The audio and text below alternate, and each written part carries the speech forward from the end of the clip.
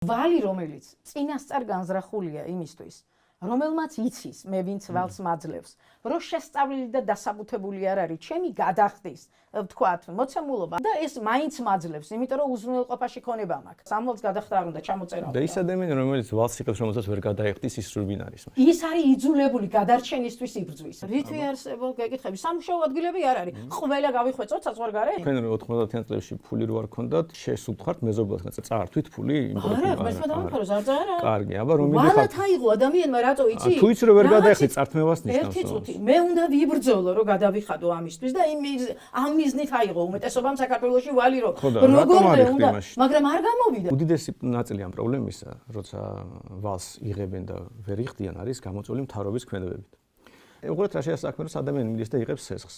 მას გონია რომ მას რაღაც შემოსავალი აქვს, თქვა რა ვიცი 1000 ლარი აქვს და ნახა რომ 500 ლარს იხდის თვეში და რაღაცნაირად შეძლებს ამ სესხის მომსახურებას. ბანკერმაც დათვალა ყველაფერი რიგზე არის. შეიძლება ეს გარიგება იყოს სრულიად პატიოსანი ორივე მხრიდან.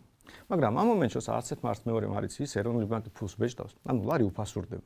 ამიტომ გავიდა ერთი თვე, ორი თვე, მივიდა მაღაზიაში, ზეთი გაძვრდა, პური გაძვრდა. რატომ გაძვრდა? იმიტომ რომ ფული იბეჭდება ეროვნული ბანკის მხრიდან. ანუ იმას ეგონა რომ 500 ლარი აქვს კიდე რეზერვში რომ გადაიხადოს სესხი, მაგრამ ყოველ თვე ჯერ 500 დარჩა, მე 450 დარჩა, მე 400. რაღაც მომენტში ხდება რომ საჭმელზე ფული აღარ რჩება და ხო ცხადია რომ სესხს არ გადაიხდა. ვინ არის ამ შემთხვევაში დამნაშავე? არც ბანკია დამნაშავე, არც ის ადამიანი, იმიტომ რომ არც ერთმა არ იცოდა რომ ეროვნული ბანკი ასე მოიქცეოდა.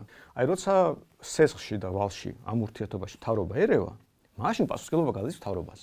როცა მთავრობა ამბობს 100% უნდა იყოს, როცა მთავრობა ამბობს ასეთი პირობები უნდა იყოს, როცა მთავრობა ფულს ბეჭდავს 23-6 მილიარდი ლარი დაბეჭდეს. ცოტაზე კი არ არის საუბარი. და მაშინ სრული უფლება გვაქვს მთავრობას ვთქვათ რატომ გააკეთეო ეს. ეროვნულ ბანკმა უნდა შეწყვიტოს ბანკების სუბსიდირება, ბანკების დაცვა. პარლამენტმა შეიძლება აიძულოს ეს გააკეთოს. უბრალოდ კანონია მისაღები.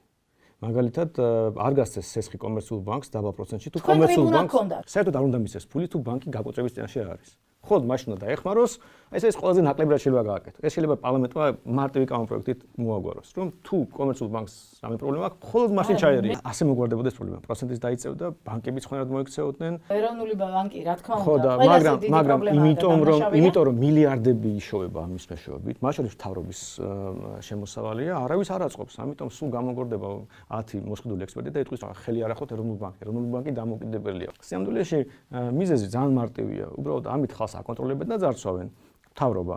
ერთი სიტყვით როგორ ხნა რაღაც თანამებრძოლები გავხდებით ამ ეროვნული ბანკის წინააღმდეგ? მე მგონი ჯერ ხალხს უნდა გავაგებინოთ პრობლემა. ხალხმა ჩვენზე კარგად იცის უკვე პრობლემაა. მე დარწმუნებული ხალხმა რო იცოდეს რომ ეროვნული ბანკი დანაშაულია, ეროვნული ბანკი უკვე აღარ იარსებება. კი, ზუსტად მაგნაბიჯის გადადგმას ვაპირებთ ახლა ჩვენ რომ პირდაპირ სამიზნე არის ეროვნული ბანკი.